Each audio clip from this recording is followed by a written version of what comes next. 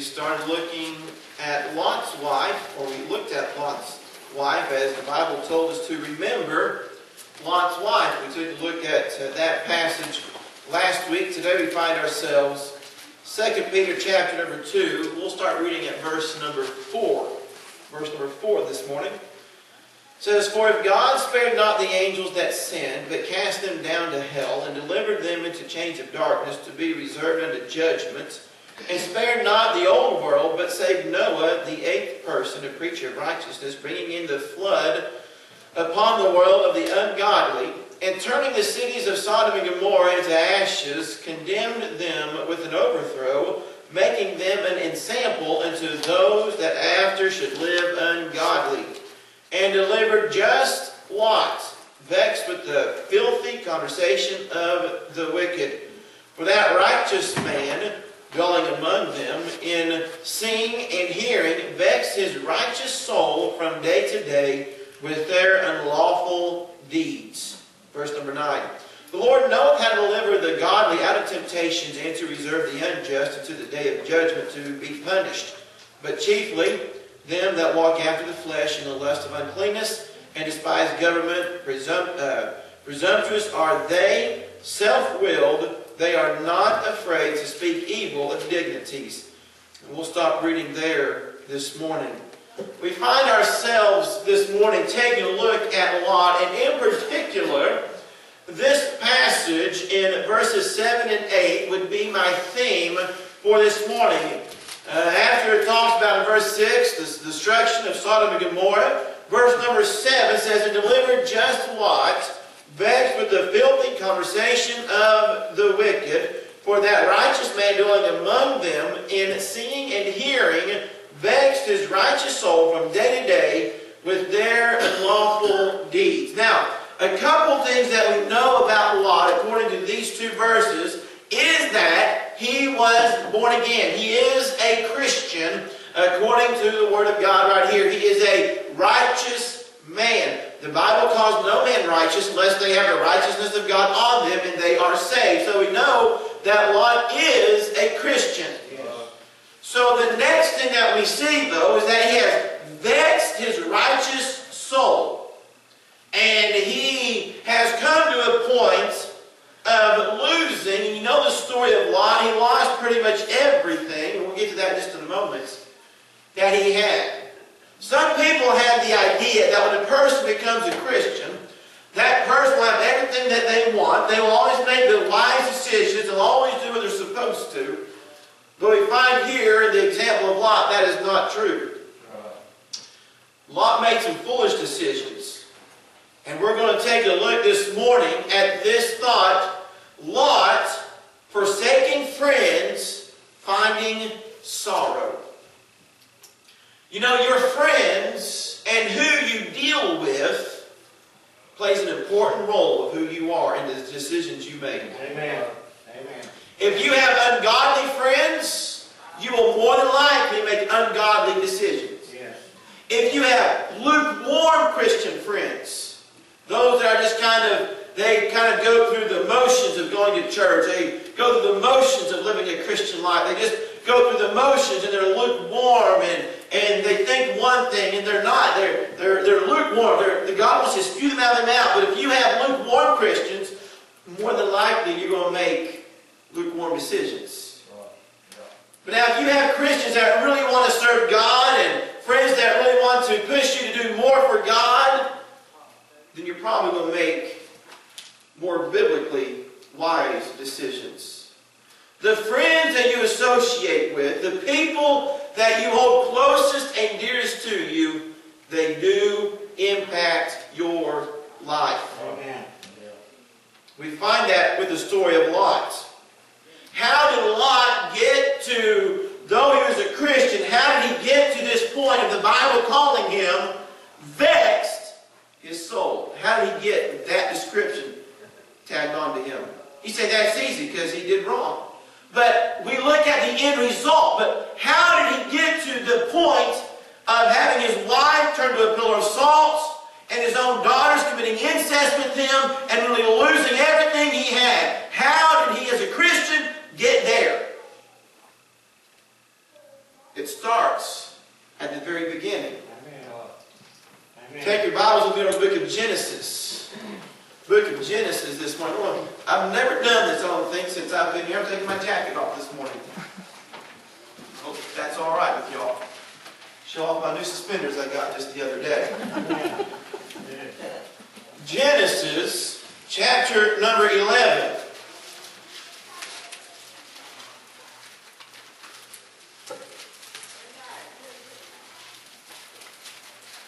One thing I like to do is be very thorough whenever I present something to anybody.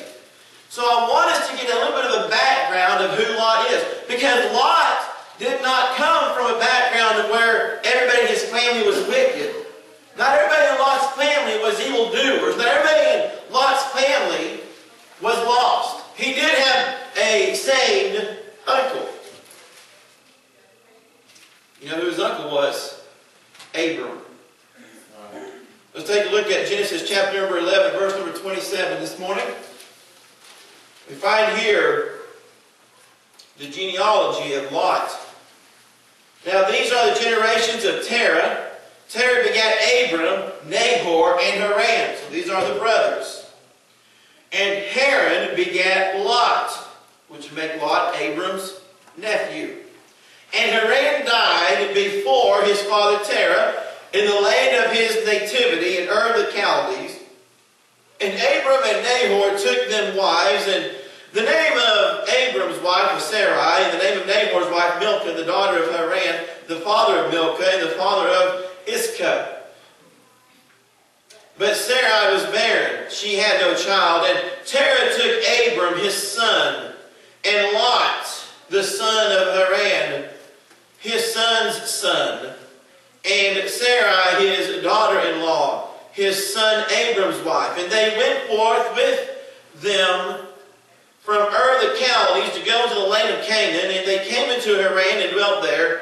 And the days of Terah were 205 years, and Terah died in Haran.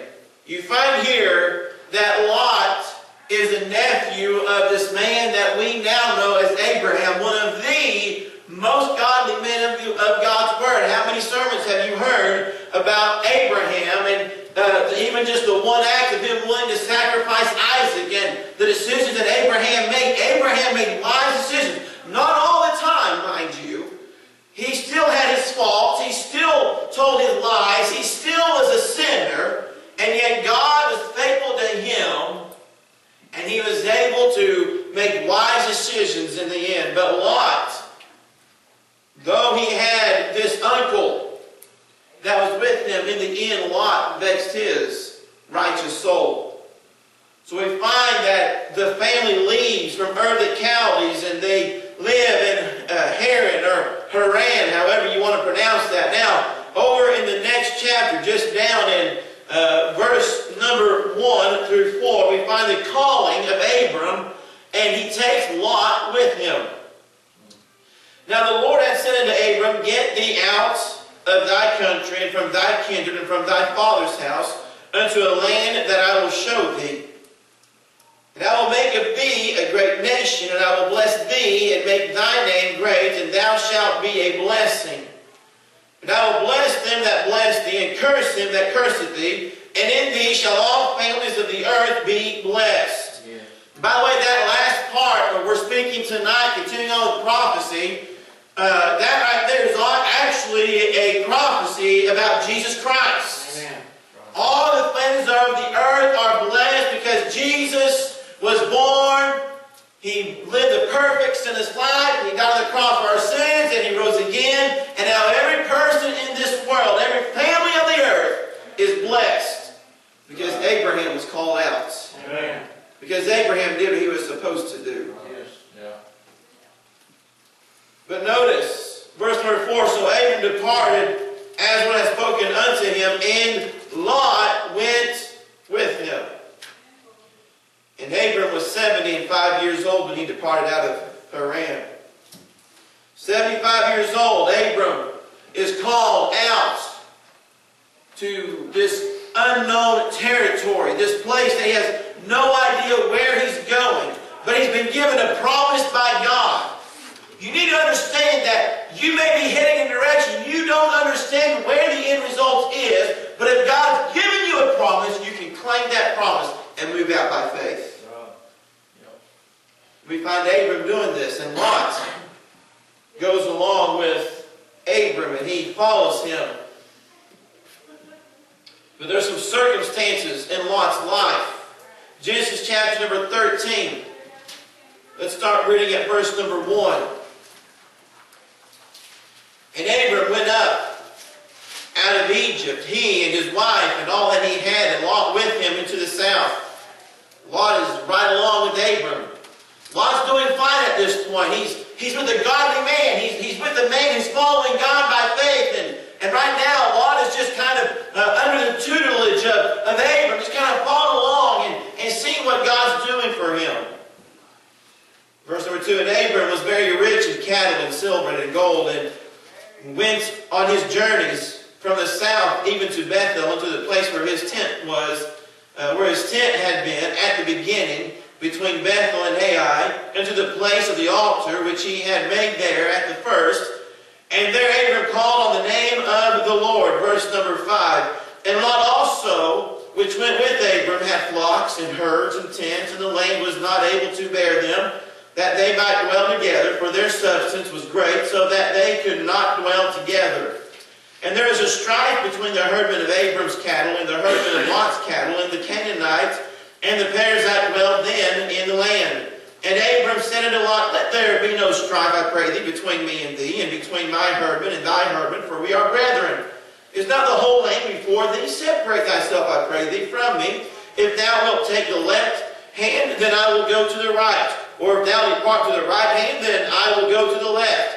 And Lot lifted up his eyes, and behold, all the plain of Jordan, that it was well watered everywhere, before the Lord destroyed Sodom and Gomorrah, even as the garden of the Lord, like the land of Egypt, as thou comest unto Zoar. Verse number 11, then Lot chose him all the plain of Jordan, and Lot journeyed east, and they separated themselves the one from the other. Abram dwelled in the land of Canaan, and Lot dwelled in the cities of the plain, and pitched his tent towards Sodom. But the men of Sodom were wicked and sinners before the Lord exceedingly. And the Lord said unto Abram, after that Lot was separated from him, lift up now thine eyes, and look from the place where thou art northward, and southward, and eastward, and westward, for all the land which thou seest, to thee will I give it, and to thy seed forever. So we find some circumstances in Lot's life, because of the great wealth of Abraham and the great wealth of Lot and the cattle which they had, they didn't have enough land between the both of them to feed all the cattle, and there was strife being caused between the two families. So Abraham goes to Lot and he says, let's not have this, let's solve the problem. He says, Lot, you choose one way and I'll go the other way. So Lot looks out, and we notice that as long as he's with Abram, he's doing fine spiritually. But now we find his decision. They're having to separate. We find a decision. And here's where the problem starts with Lot. His downhill battle to having his soul vexed starts right here in this passage, in verse number 10 to be exact. Abram had just told him, you choose which. He didn't say you had to go this way. He didn't say you had to go that way. He said, you choose which way you want, and I'll go the other way. So Lot looks up. And he lifted up his eyes, behold, all the plain of Jordan, that it was well watered everywhere, before the Lord destroyed Sodom and Gomorrah, even as the garden of the Lord, like the land of Egypt, as thou comest into Zoar. Then Lot chose him all the plains of Jordan. So he takes a look and he sees and he decides this is the most beautiful, the perfect, it looks good, it looks well watered. This is the direction I'm going. I want to go there. Now, you need to understand that I don't think that it was a problem that Lot chose this way, but it was, I believe, it wasn't that Lot moved away from Abram because they needed to move away because of the strife. That wasn't the sin of Lot. Now, I've heard some preachers preach that. The sin of Lot was not that he left Abram for that point. He had to. The Bible makes that clear. But it was the direction he went in. He went towards Sodom, a city where the Bible says the men of Sodom were wicked and sinners before the Lord exceedingly. He looked at what seemed to be beautiful. He looked at what seemed to the eye to be perfect. He looked at the most gorgeous fields and the beautiful streams, and he decided, I want that. And he pursued that, the direction. You say, well, what's wrong with the direction he went? Other than Sodom being a city that's exceedingly wicked, it's how he chose the direction to go. Amen. He didn't choose by prayer. Right.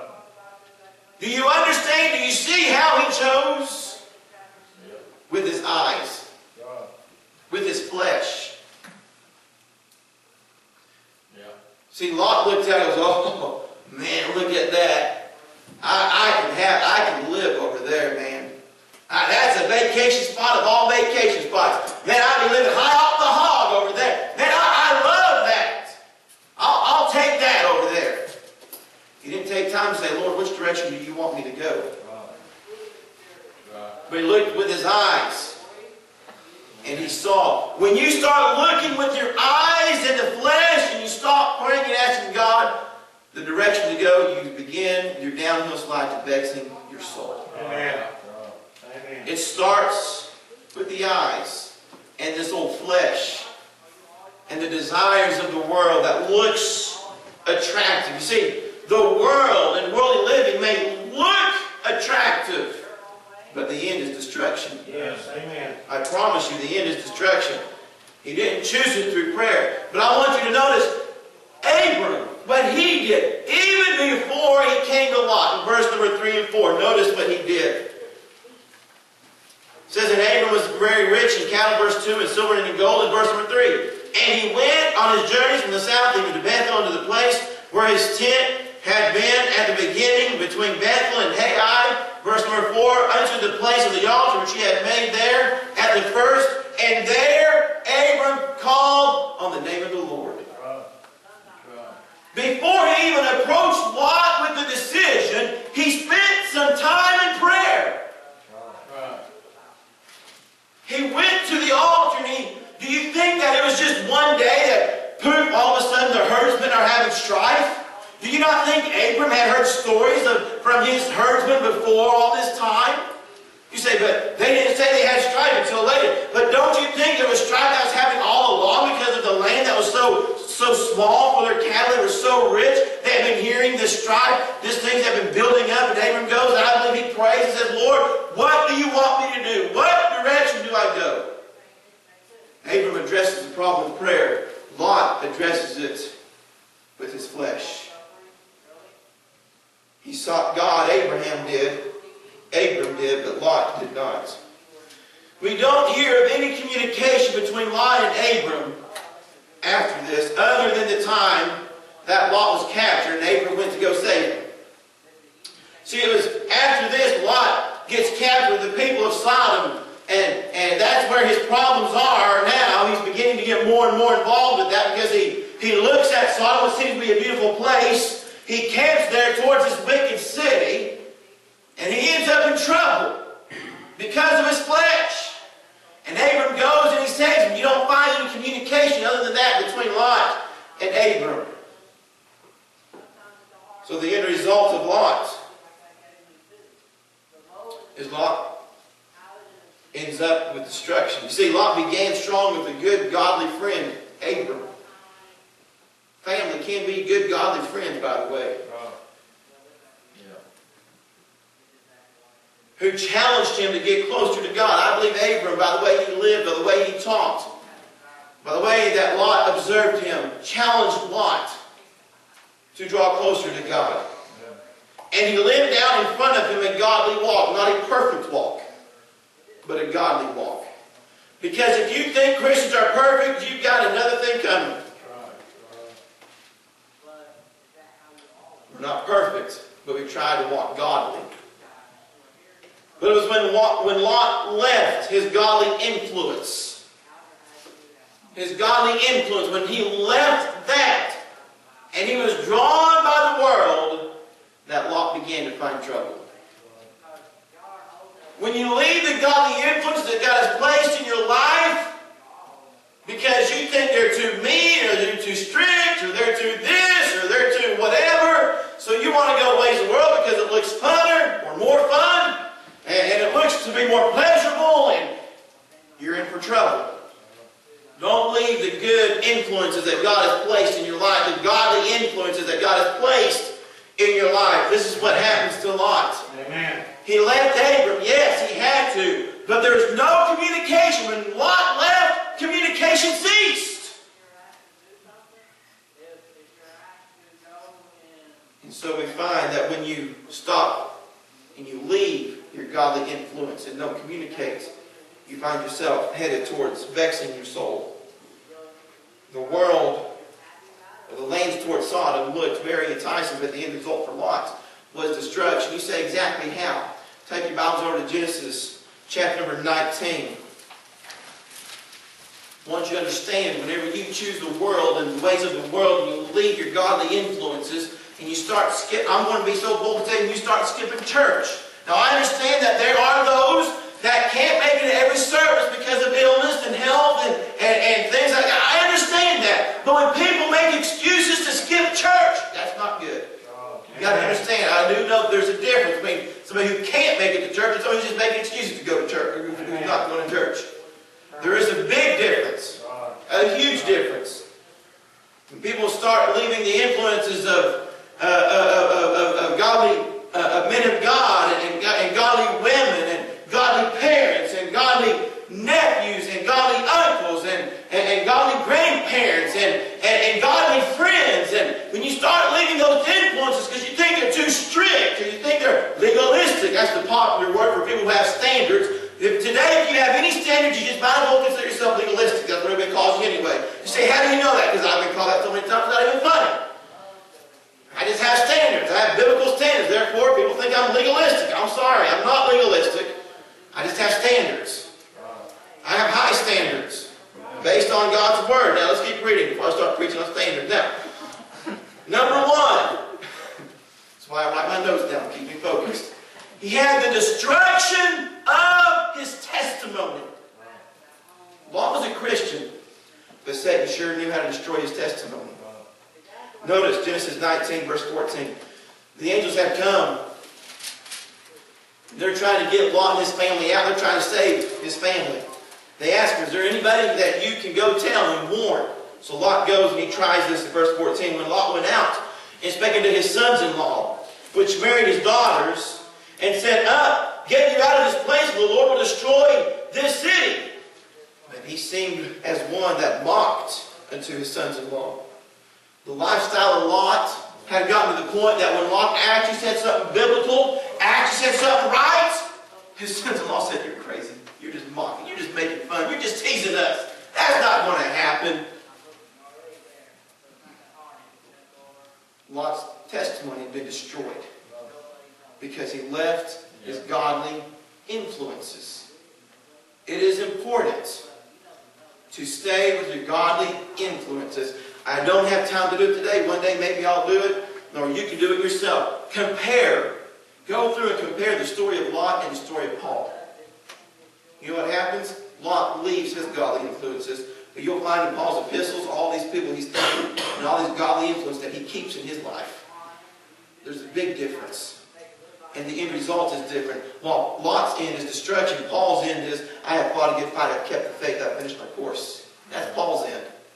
Because he kept his godly influences. He was surrounding himself by godly influences. But Lot left them, and he found himself in destruction.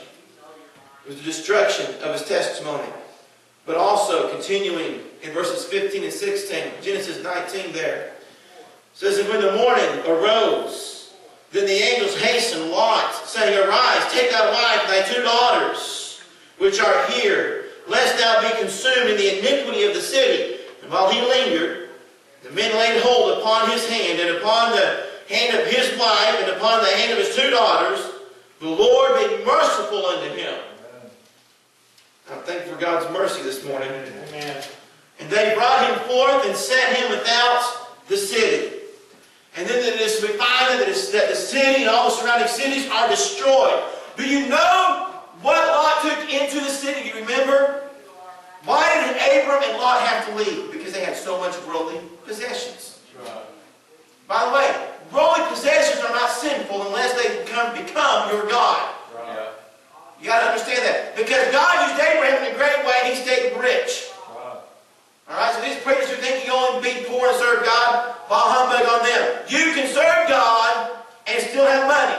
But when your money and the way you earn money becomes your God and you begin to think about how to do that, then you're in trouble. Right. When you start missing church and missing activities and things that you want, when you start skipping your devotions in the morning and your prayer time in the morning and your witnessing time that you should have throughout the day, and you skip these because you're too busy serving your God money in the world, then you're in trouble. Right. But just because a person has wealth doesn't mean that they're in sin either. Amen. But Lot went in with a bunch of wealth. But what did he come out with? Nothing. None of his worldly possessions. At that time, his wife and his 2 daughters. Lot went in with much cattle, much servants, a big family. And he lost it all because he vexed his soul with the world. The way of forsaking your godly influences will lead you to a place that not only will you lose your testimony, but you will lose any worldly possessions that you think they're not going to satisfy you anymore. It's going to be a loss. You're going to have to find something else to try to satisfy your backslidden state. Amen. And what are you going to use? Your worldly possessions. You're going to waste it away. It's going to be worth nothing.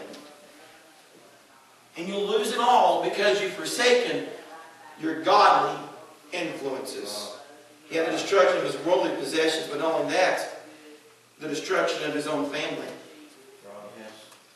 The destruction of his family. He lost his sons-in-law and his daughters that were married to them. They didn't leave Sodom and Gomorrah. They stayed there. They were destroyed by the fire with everything else that Lot had.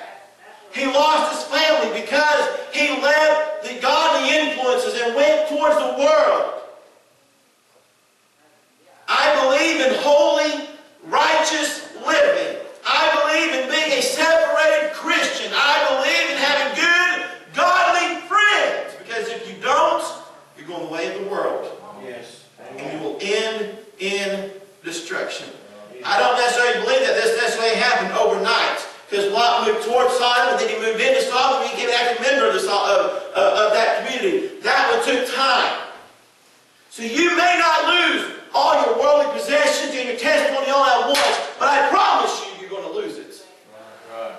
You're going to lose it. You're going to lose your family. Right. He lost his wife when she turned into a pillar of salt. I'm not spending too much time on this because this is actually going to my Father's Day sermon. But he lost the respect of his 2 surviving daughters. He lost their respect. They went and committed, Genesis 19:31-36, you can read it for yourself. You find they went and committed incest with their father. That's no respect. But it was the destruction of his heritage too. Not only will your sin and your ungodly living affect you, it will affect your testimony, it will affect your worldly possessions, it will affect your family, and it will affect your heritage that you're leaving behind. You said, well, how do you know that? Because out of this incest came 2 major people groups. One, the Moabites, the land of Moab. The other one, the Ammonites. Both of these people were a hindrance to God's people. And they kept God's people, one kept God's people from crossing in the wilderness. And they fought, both of them fought against God's people until finally King David defeated them. For years, his heritage was left of that of being rebellious against God. where Abraham's heritage is that of doing what is right. Are they perfect? Was Israel perfect? No. No. But they were still trying to do what's right. Let me wrap up with this. Some things, some practical things from today. Learning about Lot.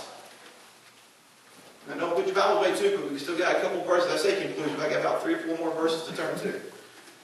First of all, I want us to understand how we can keep from Lot's end of being vexed. So if you're taking notes, write this down. Number 1, know how to get godly friends. Know how to get godly friends. Let me just say this. You can't go to the bar and find godly friends. Amen. You can't go to the world and find godly friends. You can't do it. You can't go to the marijuana houses and find godly friends. You can't go to gambling halls and find godly friends. You can't go to those places and find godly friends. You can't go to the people who's using God's name in vain every 2 or 3 seconds and other curse words and find godly friends. Because what's coming out of their mouths is what's in their hearts. So if they're using bad words, they have a bad heart. You say, well, how do you get godly friends? Proverbs 18:24. A man that has friends must show himself friendly. You need to be friendly. But you need to go to the right places. The Bible tells us not forsaking some of ourselves together. You know where to go to find godly friends? Godly places. Church is a good place. Revival services, good place. You see somebody who has a clean mouth and not talking bad, go find out about that person. And find godly friends in godly places. People who are acting godly. People who speak godly is the first clue of that. But I'm thankful Proverbs 18:24 says, not only a man that hath friends must show himself friendly, but it also says, and there is a friend that sticketh closer than a brother. Number 1, know how to get godly friends. You need to be friendly to godly people. You don't need to be rude and hateful. You won't get any friends in life at all if you're mean and hateful to people. Second, to keep your soul being vexed, listen to godly counsel of friends. Listen to the godly counsel. Proverbs 27:9. Ointment and perfume rejoice the heart. So doth the sweetness of a man's friend by hearty counsel. Not just this, whatever you want to do, I'll back you 100%. No, hearty counsel. That is, listen, this is right and this is wrong. That's hearty counsel. Right. This is, well, you just do whatever you want to do and I'll support you 100%. That's not hearty counsel. Right. God's word is hearty counsel. Right. Number 3, keep our godly friends close to us. Proverbs 27, the first part of 10a says, thine own friend and thy father's friend forsake not. Don't forsake them. Keep them close. Oh yeah, but you don't. I mean, they're awfully strict. They're conservative. They're this and they're that. You know what? They may be exactly what you need. Had somebody the other day talking to me, and the choices you make and the friends you keep. There are some friends that you can be acquaintances with and you're good. There are other friends that you need to stay strong with. Those that go worldly, you may need to reconsider how close you are with them. And find you some good godly friends. I had somebody the other day talking to me about a worldly friend of mine that I still keep. We send them Christmas cards, but I'm not as buddy with them as I used to be because they've gone away to the world. I still talk with them. I still do these things. And they're, you want to do this? And I said, well, really, probably what I need to do is find me some more friends that are going to make me even more conservative than I already am. Oh, you don't need that, Caleb. You don't need that. I said, yeah, I probably do. We probably do. We need people to keep us on this. And you know why? Because we're prone to go this way. We're prone to go off the deep end. So we need friends that's a little more conservative than we are. Yes. We need friends that are going to keep us on the path. But you need to know who your godly friends are. Godly friends are those who will tell you the truth even if it hurts you. Proverbs 27:6. Faithful are the wounds of a friend. Well, I'm afraid if I tell them that it'll hurt them. Are you their friend or are you not their friend? You see somebody out here drinking and gambling and doing and living in the world, I'm afraid to tell them that they're doing wrong, because I tell you what, it might hurt their feelings. Are you their friend or are you not their friend? Sometimes being a friend says you may need to go to your friend and say, listen, the direction you're going is wrong, and the Bible shows us right here. It says, but the kisses of an enemy are deceitful. So you can either be a friend or you can be an enemy. Well, I don't want to hurt their feelings. Then you're being an enemy. But you just go on. No. If you see somebody living in sin, sometimes being a good friend means you go to them and say, the Bible says this, and hold the standard to them. Say, here's the standard. This is what God expects. You claim to be a Christian, but you're living this way. The standard is here. Those who love you, though, no matter the circumstances. I like Proverbs 17:17. A friend loveth at all times, and a brother is born for adversity. Amen to the last part for sure. But I'm going to tell you, a friend loveth at all times. No matter what the circumstances, a friend loves you. They may give you and say, this is the wrong way you're going, but if you still choose that way, they're still going to love you. That's a friend. And those who make you sharper, Proverbs 27:17. Iron sharpeneth iron, so a man sharpeneth the counsel of his friend. Sorry, the countenance of his friend. Iron sharpeneth iron. You know what? You know how you sharpen iron? Sometimes by conflict. So you got to have something rubbing together. And in the end result, you're going to be sharper, you're going to be happier, you're going to be better for it. Finally, those who provoke you to do good works. Hebrews chapter 10 tells us this. I'm going to start reading at verse 23, just a couple verses. Verse 23, let us hold fast the profession of our faith without wavering. For He is faithful that promised. That's God, by the way. And let us consider one another to provoke unto love and to good works. Those who provoke you to good works are your friends. You say, where do I find those at? Verse 25, not forsaking the assembling of yourselves together. You find those who are going to do the other things by not forsaking the assembling of yourselves together. As the manner of some is, but exhorting one another, and so much the more as ye see the day approaching. One thing we'll learn on Sunday nights is the day is approaching. Wow, that's right. And instead of missing out on being around God's people, we ought to be trying to get together more with God's people. Amen. And by the way, that doesn't just mean at just church. That means stopping by and visiting friends for 3 hours on Saturday afternoon. That's what it means. It means stopping over and doing something for somebody else, a godly neighbor. Not just at church. We preach that, saying that you ought to be at church, and yes, you should be at church, don't get me wrong, but if you just do it at church, you're missing the boat. You do it more than just there. We're not just church-goer friends. I hope not. We say we're family. I spend a lot of time with my family. We need to be spending time together, encouraging each other, being a friend. That will be someone who encourages us to keep going. So I want to encourage you today to come and ask God. Maybe you don't have a friend that's godly like this that we talked about. Maybe you don't have that godly influence.